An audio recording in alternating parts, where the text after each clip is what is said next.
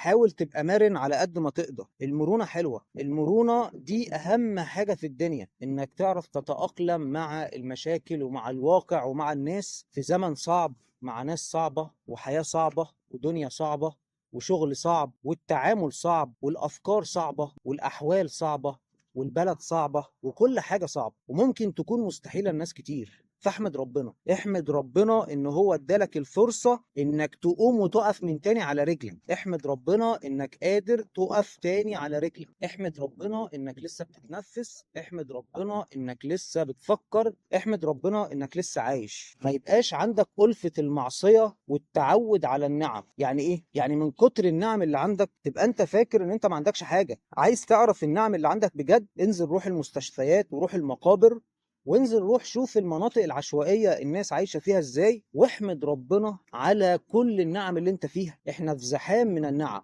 احنا في زحمة من النعم، نعم لا تعد ولا تحصى. لكن تلاقي الواحد من دول عنده بيت ساكن فيه، عنده سقف بيستره، عنده مروحة، عنده تكييف، عنده لبس بيلبسه، عنده شغل بيشتغله، عنده أهل بيحبوه، عنده أهل بيحبوه بيخافوا عليه، عنده جيران نضاف ومحترمين، عنده صحاب بمعنى كلمة صحاب. وكل ده وبعد ده كله هو مش راضي ومش قادر يرضى ومش عارف يقول الحمد لله. وتلاقيه لما بيجيله صداع بسيط جدا جدا جدا، صداع زي اي صداع بيجي لاي حد، يقعد يشتكي ويقول لك انا كان نفسي ابقى بصحتي. صحة ايه يا ابني؟ يا ابني انت عندك صداع بسبب الحر، بسبب الجفاف، بسبب اي حاجة. امال الناس اللي عندها سرطانات والناس اللي عندها كانسر والناس اللي عندها شلل دي تعمل ايه؟ تلاقي الناس اللي عندها الامراض دي بتعرف تقول الحمد لله وبتعرف تشكر ربنا في الصلاة وبره الصلاة. انك تقول الحمد لله من قلبك وترضى باللي ربنا كاتبه لك، ساعتها هتبقى فاهم الدنيا ماشية ازاي ورايحة فين وجاية منين.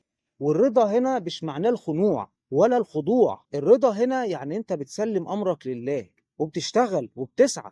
محدش قالك ما تشتغلش، محدش قالك ما تسعاش، محدش قالك ما تجتهدش، محدش قالك ما تجتهدش انك تغير حياتك ودنيتك وشغلك، محدش قالك انك تغير من المستوى المعيشي بتاعك بدل ما تكون عايش في منطقة شعبية عشوائية مع ناس غريبة مريبة عجيبة. مع احترامي طبعا لكل الناس اللي ساكنين هناك، محدش قالك انك تشتغل وتجيب فلوس وتروح تعيش في منطقة راقية مع ناس راقيين. مش عيب ولا غلط ولا حرام، بتكلم بجد والله. انك تبقى عايش وسط ناس مش حلوين وناس قلالات الادب وناس سواء اهلك او صحابك او جيرانك او معارفك، لازم تسعى وتجتهد وتشتغل على نفسك ليل نهار عشان تبعد عنهم وتخرج من دايرة الراحة ومنطقة الكسل ومربع الخمول اللي هيخليك عايش حياتك عبد ليهم وعبد لعلاقات سامة مع ناس نرجسيين وناس سامين وناس عايزينك تبقى تحت. فمحدش طلب منك انك تبقى خانع وانك تبقى عبد للظروف. الظروف اتعملت عشان انت